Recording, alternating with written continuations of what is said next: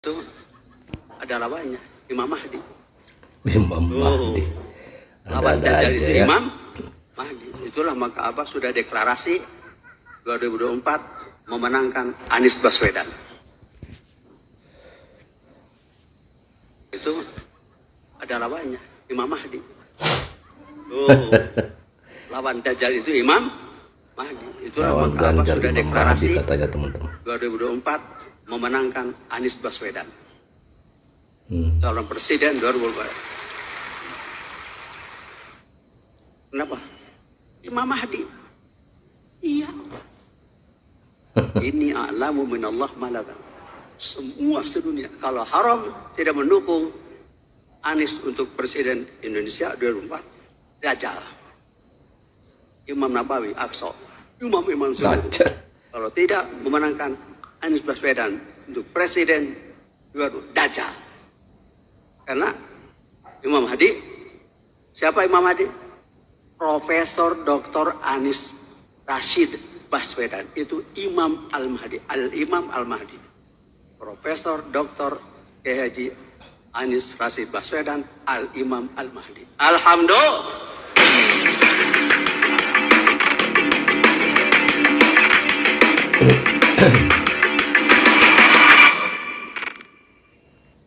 Habis denger video ini, gue nggak tahu lagi apa yang bisa gue pikirin, apa yang bisa dikomentari dari video lucu ini. Betul itu. Bayangin, Pilpres kita di 2024 seolah-olah menjelang kiamat. Kenapa? Karena banyak orang mempercayai nanti kehadiran Imam Mahdi itu menjelang kiamat. Begitupun kehadiran Dajjal. Jadi Pilpres 2024 katanya, atau bisa diasumsikan itu menjelang dunia kiamat. Siapa yang tidak mendukung Anies, dia Dajjal. Dan Anies itu adalah Imam Mahdi. Wow, luar biasa. Pasti teman-teman yang mendukung Anies juga nggak nyaman. Gue yakin dengan video ini. Tapi mau gimana lagi? Karena memang doktrinnya sejak dia tempur di Jakarta, berkampanye di Jakarta kan memang selalu membawa-bawa agama dalam kampanye politiknya. Jadi jangan salahin juga kalau ada orang kemudian yang menafsir-nafsir jadi berlebih-lebihan. Anies adalah Imam Mahdi dan orang yang tidak mendukung Anies jadi presiden adalah Dajjal. Yang dukung Anies dari survei-survei yang nggak lebih dari 30%. Itu pun cuma di Indonesia. Paling ya 20% lah katakanlah. 80% orang Indonesia adalah Dajjal. Kata orang yang ngomong di video itu. Kalau Dajjal kan berarti fenomenanya bukan cuma di Indonesia. Juga di seluruh dunia. Karena ini fenomena akhir dunia.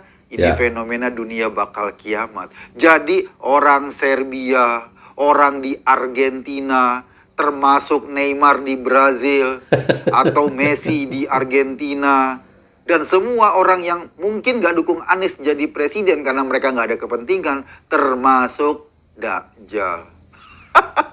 Seru memang.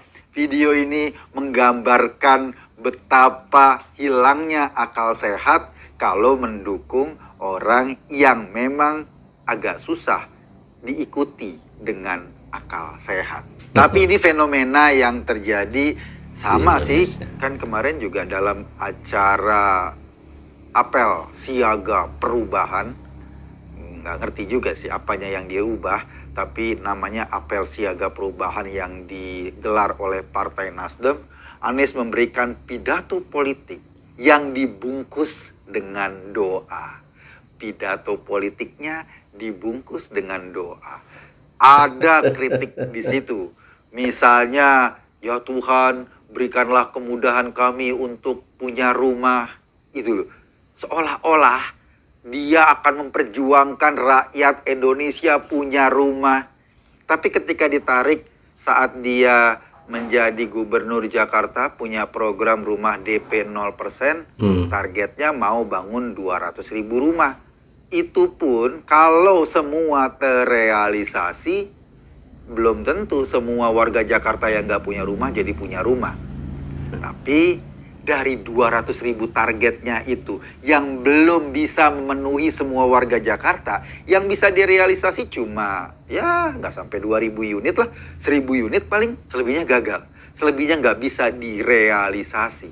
Ya. Jadi ketika dia berdoa pada Tuhan, mudahkanlah kami untuk punya rumah, dulu jadi gubernur ngapain aja? Malah buang-buang duit untuk Formula E 560 miliar misalnya, yang nggak ada dampaknya bagi kesejahteraan Betul. warga Jakarta. Betul. Malah proyek rumah DP 0%, proyek pengadaan tanahnya bermasalah di KPK. Itu yang lucu. Dan ketika Partai Nasdem menggelar acara itu di GBK sih, karena ngumpulin banyak orang, saya jadi bertanya, kenapa sih ngegelarnya di GBK? Kenapa nggak ngegelar di JIS misalnya? Jelas-jelas itu kan dibangun oleh Anies Baswedan dan diglorifikasi sebagai mahakarya Anies Baswedan. Wih. Kenapa itu nggak digunakan sekaligus sebagai panggung kampanyenya Anies? Oh, mungkin karena JIS tidak sesuai dengan standar Nasdem, jadi nggak digunakan untuk acaranya Partai Nasdem. Udah nggak sesuai dengan standar FIFA, nggak sesuai dengan standar Nasdem. Mungkin. Nah, kalau kita perhatikan acara Partai Nasdem kemarin dengan mengundang ribuan orang, kok kesannya pemberitaannya sepi-sepi aja ya. Padahal Anies berdoa, sebetulnya bukan berdoa. Pidato politik yang penuh kritik terhadap Jokowi dibungkus dengan doa. Pak Paloh juga melakukan kampanye atau melakukan pidato politik yang sepertinya mengungkapkan kekecewaannya kepada pemerintahan sekarang. Dan lucunya pemerintahan sekarang yang kader Nasdem ada di dalamnya. Dan lucunya lagi ketika kader Nasdem ada dalam kabinet malah ketangkep karena korupsi yang merugikan negara 8 triliun. Jadi kritik-kritik pada saat itu memang kritik-kritik yang paling lucu. Kalau Pak Surya Paloh mengkritik Pak Jokowi atau mengkritik pemerintahannya Jokowi, itu kan sebetulnya dia sedang mengkritik dirinya sendiri, wong kader-kadernya ada dalam kabinet. Kalau Anies mengkritik atau katakanlah berdoa, isinya kritik sebetulnya. Berdoa untuk memudahkan punya rumah, kan sebetulnya dia sedang mengkritik dirinya sendiri ketika dia pegang kekuasaan di Jakarta, malah tidak bisa merealisasi janji kampanyenya untuk menghadirkan rumah-rumah buat rakyat. Boro-boro rakyat kecil. Rumah DP 0% itu syaratnya orang yang punya penghasilan minimal 7 juta rupiah sebulan. 2 kali lipat dari UMR Jakarta. Nah, kalau orang punya duit 7 juta rupiah ya nggak beli rumah yang pet-petan gitulah. Mendingan dia beli rumah tapak.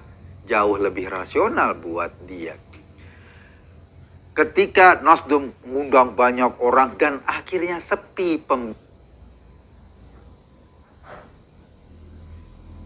Oh, kenapa berhenti? Ini gangguan jaringan kayaknya ya? Atau bagaimana? Beritaan. Sepi gaung karena memang omongannya kebanyakan omongan yang tidak relate dengan kondisi. Omongan Anies tidak relate dengan kondisi dia sebagai gubernur waktu dia di gubernur Jakarta. Omongan Paloh tidak relate ketika orang tahu masih ada kader Partai Nasdem yang di pemerintahan Jokowi. Justru yang merusak adalah kadernya sendiri yang terlibat korupsi. Akhirnya orang muak dengan cara-cara kayak gitu. Undang orang berbanyak-banyak itu juga tidak punya arti banyak. Ada gangguan jaringan teman-teman. Ini adalah usaha terakhirnya Surya Paloh untuk ngangkat Anies.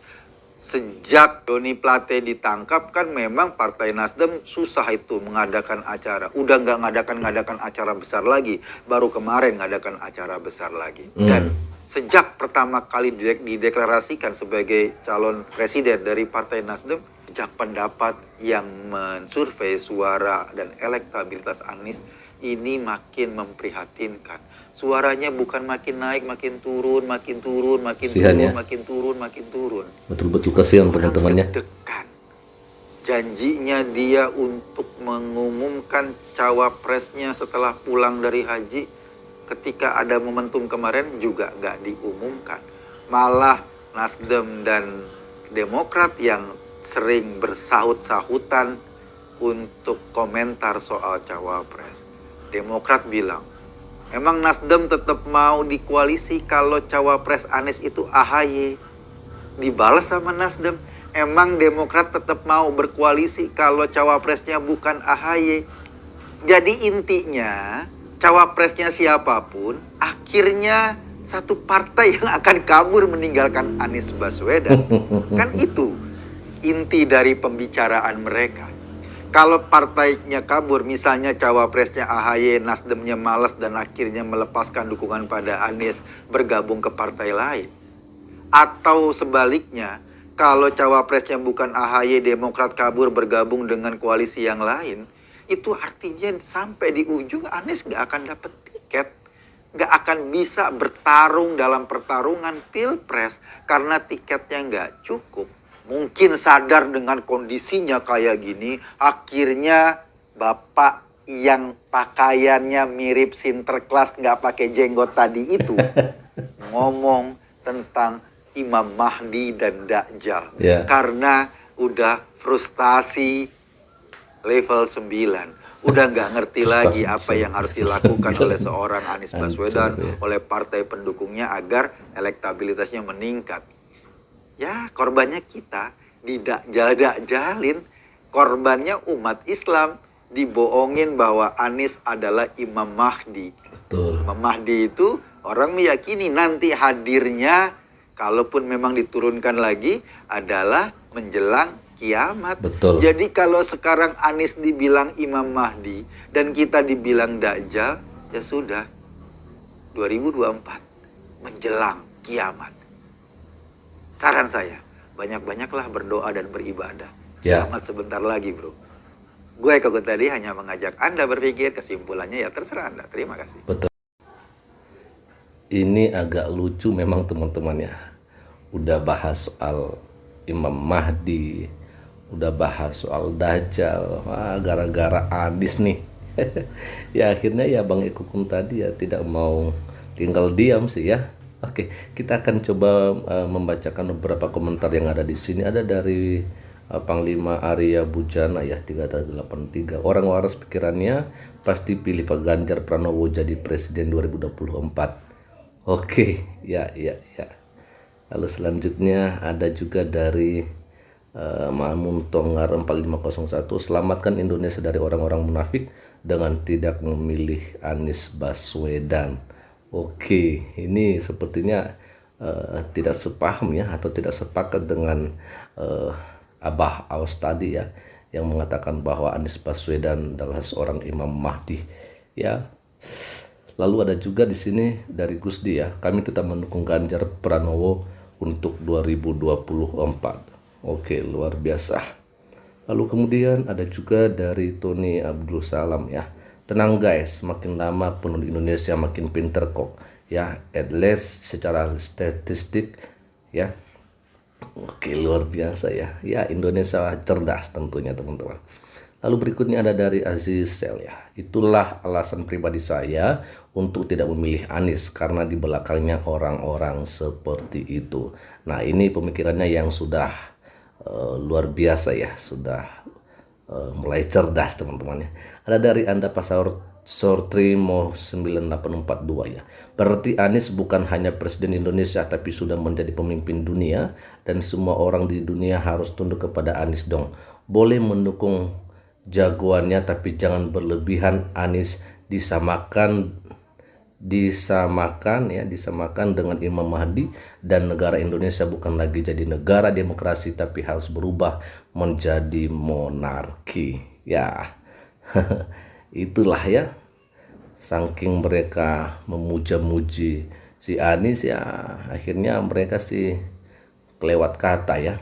Ada dari Nugraha Animation ya, hari ini sama dengan yaitu Anies adalah Imam Mahdi, lalu besoknya Anies adalah Nabi, lalu tahun depan Anies adalah Tuhan. Nah, ini sangat di luar logika ya.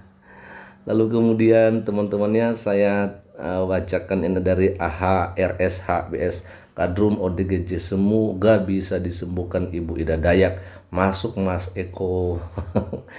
Oke, kita akan coba lanjut lagi. Ada juga dari Handi Kusuma 7633. Kita pilih pemimpin yang membawa kedamaian NKRI. Setuju ya. Harus orang-orang yang benar-benar mempunyai hati untuk keutuhan negara kesatuan Republik Indonesia. Itu yang harus kita dukung dan kita pilih menjadi presiden di tahun 2024. Ini yang terakhir, sudah mulai dari Wayan Suarkadiana ya, sudah mulai memainkan politik identitas. Untuk itu kita para nasionalis harus bersatu untuk memenangkan Pak Ganjar Pranowo. Bali all out mendukungnya. Wow, luar biasa. Nah, teman-temannya yang bisa saya bagikan kepada kita semua pada kesempatan ini, dan semoga saja dengan video yang saya bagikan ini kita semua boleh tercerahkan. Selamat siang, Tuhan Yesus memberkati kita semua. Shalom, assalamualaikum warahmatullahi wabarakatuh. Om Swastiastu, Namo Buddhaya, salam kebajikan dan salam cinta damai dari saya Pirianto Samasi.